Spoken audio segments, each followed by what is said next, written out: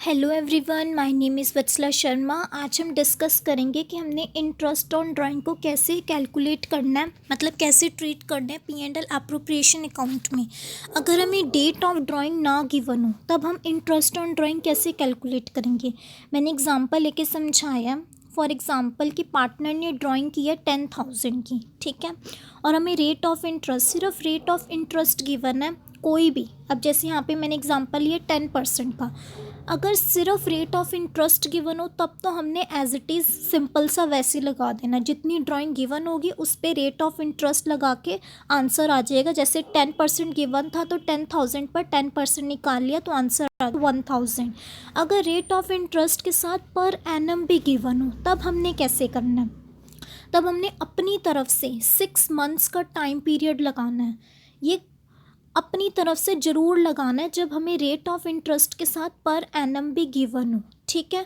तो हम कैसे करेंगे, 10,000 पर 10% तो लगाना ही है, इंटू में 6/12। तो हमने अपनी तरफ से 6 मंथ्स का टाइम पीरियड लगाएंगे तो आंसर आ जाएगा हमारा 500, ठीक है। अब हमने ड्राइंग के दो पार्ट्स होते हैं, एक तो हम ड्राइंग इरेगुलर बेसिस पे कैलकुलेट करते हैं और हम ड्राइंग रेगुलर बेसिस पर कैलकुलेट करते हैं। फर्स्ट हम देखते हैं कि हमने इरेगुलर बेसिस पर कैसे इंटरेस्ट ऑन ड्राइंग को कैलकुलेट करना है। इरेगुलर बेसिस कि मतलब जब पार्टनर का मन किया तब उसने ड्राइंग कर ली है, वो रेगुलर नहीं है, इरेगुलर है, ठीक है। तब हम कैसे ट्रीट करेंगे, एग्जाम्पल लिया मैंने, जैसे 1 जुलाई को पार्टनर ने विदड्रॉ किया 10,000, तो 1 जुलाई से लेकर के 31 मार्च तक का कितना टाइम पीरियड है, 9 मंथ्स का। तो 10,000 इंटू में 10% एज्यूम कर लिया कि 10% है, और इंटू में 9/12 जुलाई से लेकर के 31 मार्च तक। तो कैलकुलेट करेंगे तो आंसर आएगा 750। फिर 1 दिसंबर को उसने निकाले 20,000, तो 20,000 इंटू में 10% इंटू में 4/12 दिसंबर से लेकर 31 मार्च तक कितना इंटरेस्ट ऑन ड्राइंग आया, 667। 31 मार्च को उसने 31 मार्च को उसने निकाल लिया 40,000, तो इस पे तो इंटरेस्ट ऑन ड्राइंग ज़ीरो लगेगा, मतलब इस पे तो टाइम पीरियड ज़ीरो ही आएगा, क्योंकि बिल्कुल एट द एंड में निकाल लिया, तो हमारा इसमें इंटरेस्ट ऑन ड्राइंग ज़ीरो आ गया, ठीक है। तो इन दोनों को टोटल करेंगे तो हमारा टोटल इंटरेस्ट ऑन ड्राइंग आया 1417। ओके, ये तो हो गई इरेगुलर बेसिस। ये तो सिंपल थी कि जो हमें जिस डेट को उसने निकाल लिया, यहाँ पे अब हमें डेट गिवन है ना, तो जिस डेट को निकाल लिया उस डेट से लेकर के 31 मार्च तक का देखना कितना टाइम पीरियड हुआ, कितना रेट ऑफ इंटरेस्ट गिवन है, और अमाउंट पे ये सारी कैलकुलेशन कर देंगे हम। अगर ड्राइंग रेगुलर बेसिस पर हो तब हमने इंटरेस्ट ऑन ड्राइंग कैसे निकालनी है, उसके लिए फॉर्मूला है, ये फॉर्मूला लर्न करना पड़ेगा। Interest on drawing is equals to total drawing into में रेट अपॉन में 100 इंटू में एवरेज टाइम डिवाइडेड बाय में 12। और एवरेज टाइम हमने कैसे निकालना है, time left after first drawing plus time left after last drawing divided by में 2। इस फॉर्मूले का मतलब है कि जब पार्टनर ने पहली ड्राइंग की उसके बाद कितना टाइम बचा, और जब आखिरी ड्राइंग की उसके बाद कितना टाइम बचा, इन दोनों को ऐड करके डिवाइडेड बाय में 2 करेंगे, ठीक है। तो इसका एक प्रैक्टिकल क्वेश्चन लिया मैंने, वो डिस्कस करते हैं, ठीक है। और इस एवरेज टाइम का ये टेबल गिवन है, ये तो वैसे तो ये आप समझ के करो तो बेटर है, अगर नहीं आता समझ में तो लर्न कर लो, ठीक है। तो चलो अब डिस्कस करते हैं। इसमें मैंने एज्यूम किया है कि पार्टनर हर महीने विड्रॉ कर रहा है 5,000, ठीक है। तो सबसे पहला डिस्कस करते हैं कि पार्टनर हर महीने की बिल्कुल स्टार्टिंग में विड्रॉ कर रहा है। तो हर महीने की जब बिल्कुल स्टार्टिंग में विड्रॉ कर रहा है तो पूरे 12 महीने विड्रॉ कर रहा है, तो 5,000 इंटू में 12 दैट इज़ 60,000 उसकी टोटल ड्राइंग हो जाएगी। 60,000 इंटू में रेट ऑफ इंटरेस्ट एज्यूम कर लिया 10% है, तो 10% लगा देंगे इंटू में। अब एवरेज टाइम हम कैसे निकालेंगे, time left after first drawing plus time left after last drawing divided by में 2। जब उसने फर्स्ट ड्राइंग की, पहली ड्राइंग वो कब कर रहा है, हर महीने की स्टार्टिंग में कर रहा है, वो हर बार ही ऐसे कर रहा है, वो हर महीने की स्टार्टिंग में कर ही जा रहा है हर बार ड्राइंग।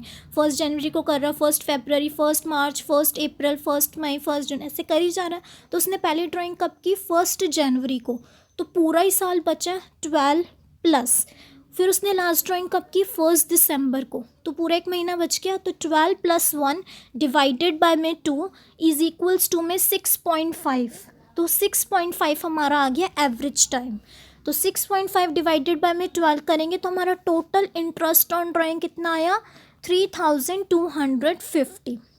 सेकंड देखो, हर महीने की बीच में वो विड्रॉ कर रहा है, मतलब 15 जैन को कर रहा है, फिर 15 फेब को कर रहा है, 15 मार्च को कर रहा है, टिल अप टू 15 दिसंबर तक कर रहा है। तो इसका एवरेज टाइम कैसे निकालेंगे, 15 जैन को कर रहा है, पूरे 11 महीने प्लस जनवरी का आधा महीना, तो 11.5 हो गया, प्लस लास्ट ड्राइंग कब कर रहा है वो, 15 दिसंबर को, तो आधा महीना दिसंबर का बच गया, तो 11.5 + 0.5 डिवाइडेड बाय में 2, इसको कैलकुलेशन करोगे तो हमारा एवरेज टाइम आएगा 6। तो 60,000, वही इसमें भी 60,000 ही है क्योंकि हर महीने की वो मिडल में कर रहा है, तो पूरे 12 महीने ही हो गए। तो 5,000 इंटू में 12, 60,000 टोटल ड्राइंग आ गई, इंटू में 10% हमें गिवन ही है, और एवरेज टाइम हमने निकाल लिया 6/12, that is total interest on drawing आ गई हमारी 3,000। थर्ड देखो, वो हर महीने के एट द एंड में कर रहा है, तो 31 जैन को कर रहा है, उसने पहली ड्राइंग कब की, 31 जैन को, तो पूरे 11 महीने बच गए, प्लस और उसने लास्ट ड्राइंग कब की, 31 दिसंबर को, तो ख़त्म ही हो गया सब कुछ क्योंकि बिल्कुल एट द एंड में लास्ट ड्राइंग उसकी बिल्कुल एट द एंड में हो रही है। तो प्लस 0 करेंगे डिवाइडेड बाय में 2, तो आंसर आ गया हमारा 5.5। ठीक है, तो हमारा एवरेज टाइम कितना है, 5.5। तो इसका पूरा फॉर्मूला लगेगा 60,000 इंटू में 10% इंटू में 5.5 डिवाइडेड बाय में 12, तो हमारा आंसर है 2750। ओके, अब देखते हैं क्वार्टर में कि हर महीने की क्वार्टर में वो विड्रॉ कर रहा है। क्वार्टर पहले देखो, 1 जनवरी से लेकर 31 मार्च, फिर 1 अप्रैल से लेकर 31 जून, ये हमारा क्वार्टर बन रहा है ना। क्वार्टर 3 महीने का होता है, तो पहला हमारा क्वार्टर कब बना, 1 जनवरी से 31 मार्च, फिर 1 अप्रैल से 31 जून, फिर 1 जुलाई से 30 सितंबर, फिर 1 अक्टूबर से लेकर 31 दिसंबर। तो क्वार्टर कितने बने, टोटल 4 बने। तो वो साल में कितनी बार विड्रॉ कर रहा है, 4 बार। और हमने एज्यूम कितना किया था, 5,000, हमने एज्यूम कितना किया था कि 5,000 पर मंथ वो विड्रॉ कर रहा है, लेकिन क्वार्टर इसमें कितने बन रहे हैं, 4।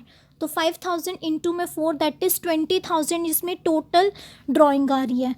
20,000 इंटू में 10%, और इसमें अभी हम एवरेज टाइम कैलकुलेट करेंगे।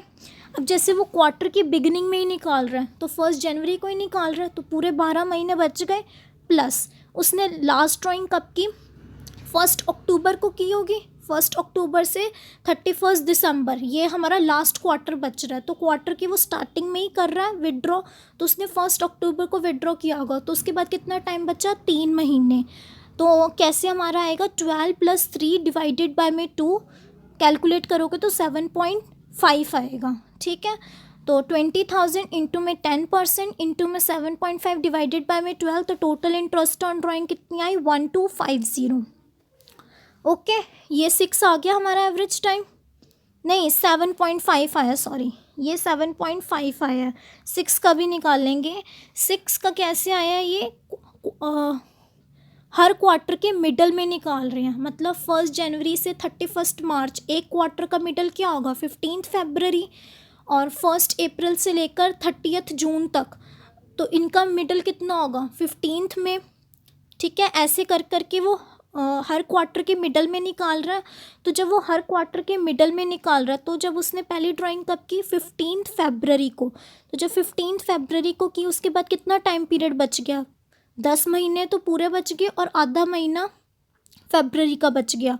ठीक है, तो 10.5 प्लस लास्ट ड्राइंग उसने कब की, लास्ट ड्राइंग उसने की अक्टूबर से लेकर दिसंबर तक बच रहा है, तो 15 नवंबर को उसने लास्ट ड्राइंग की। तो 15 नवंबर के बाद आखिरी टाइम, 15 नवंबर के बाद कितना टाइम बचा हमारा, 1.5 दिसंबर पूरा और आधा महीना नवंबर का।